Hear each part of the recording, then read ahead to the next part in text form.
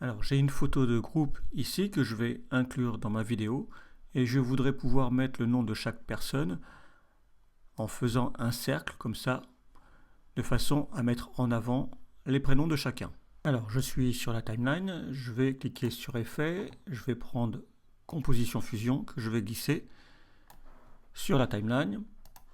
Je vais le sélectionner et je clique sur fusion. Alors dans fusion, je vais aller sur bibliothèque de médias et je vais aller chercher ma photo que je vais glisser ici. J'appuie sur la touche F2 pour renommer. Je vais raccorder photo à média.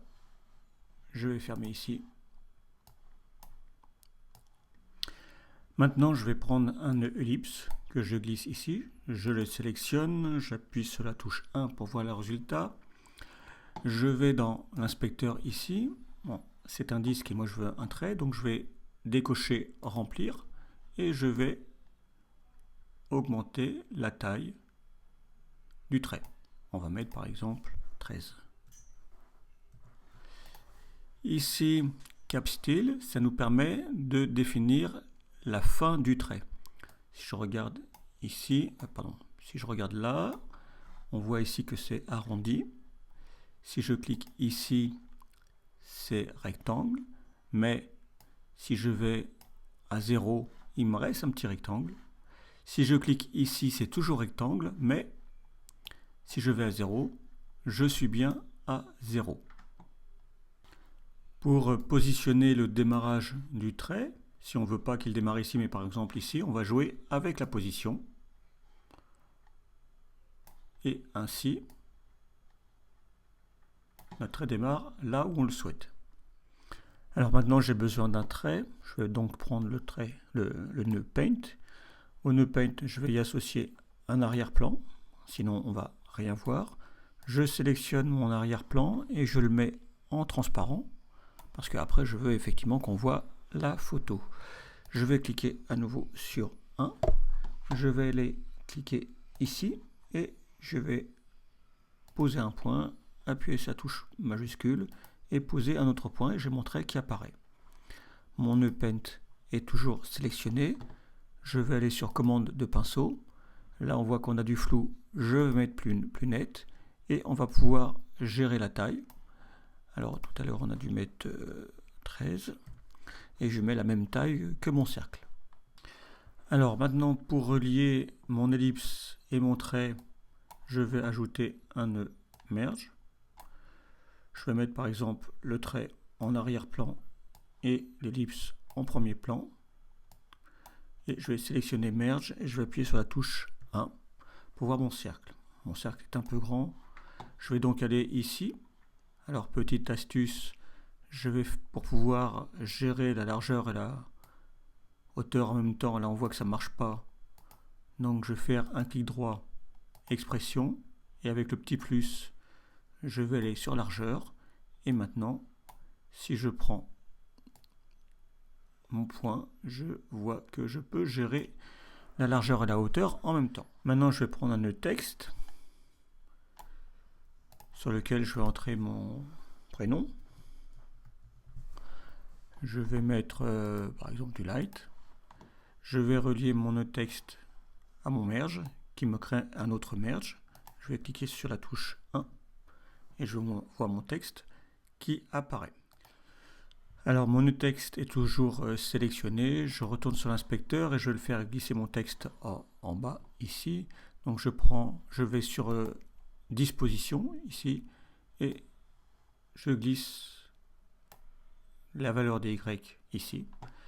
Ensuite je vais rajouter un nœud transform ici, je vais connecter, je vais appuyer sur la touche 1, ce qui va me permettre de modifier la taille de mon ensemble, à la fois les trois éléments pour pouvoir l'adapter sur la photo. Je vais maintenant relier mon transform à ma photo ici, ce qui me crée un merge, et je vois apparaître mon cercle ici. Je vais pouvoir donc gérer la taille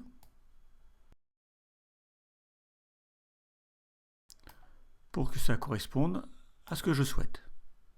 Maintenant, on va animer l'arrivée du cercle et du trait. Alors, on commence par le cercle. Je sélectionne l'ellipse. Je mets mon curseur au début de la composition et je pose une image clé sur la longueur. Je me déplace de 25 images. Je place une image clé. Je retourne à l'origine en cliquant ici et je mets le curseur à 0. Si bien que si on fait play, voilà, on a notre trait qui se crée. Je me positionne à 25 images et maintenant je vais animer le trait.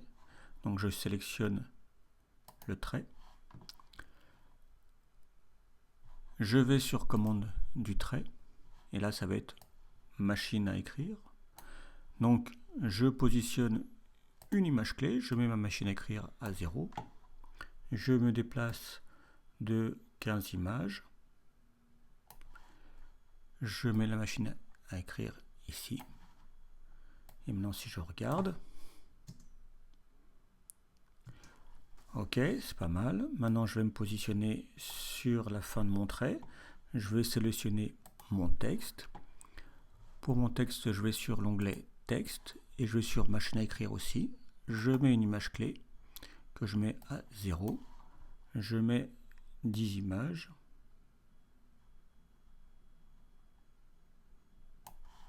Et je mets machine à écrire à fond. On vérifie ce que ça donne. C'est pas trop mal. Maintenant, si on veut réaliser la même chose pour tous les personnages, on va avoir besoin de dupliquer cet ensemble. Donc je fais CTRL-C.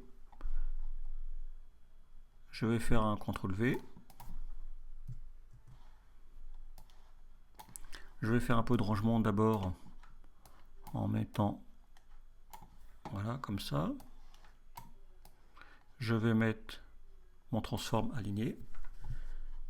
Et je vais aller connecter mon transform à la fin du merge. Oups. Ce qui me crée un nouveau merge. Et ainsi de suite. Mon transform, je vais le sélectionner. Et je vais aller déplacer mon cercle sur le visage suivant. Bien évidemment, je devrais adapter la position des clés pour l'animation.